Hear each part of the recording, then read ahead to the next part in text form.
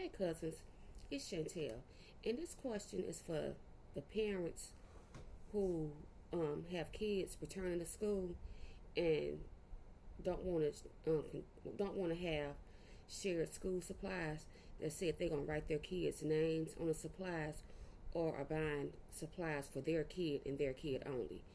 So my question is, if your kid runs out of said supplies that you bought for your kid and your kid only, so you don't want to contribute to the community supplies.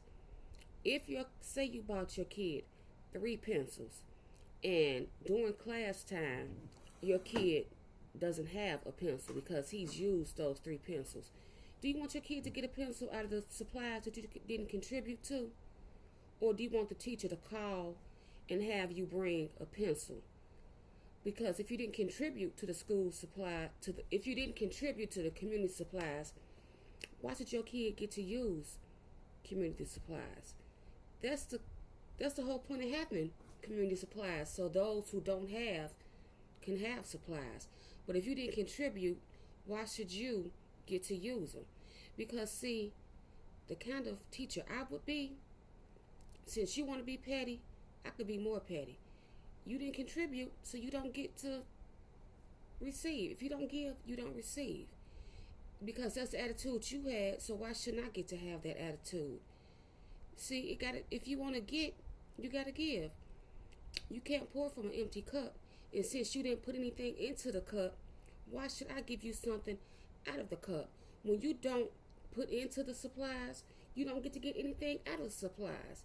So you really only hurting your kid. But all teachers are not like me. Luckily, most teachers are not like me.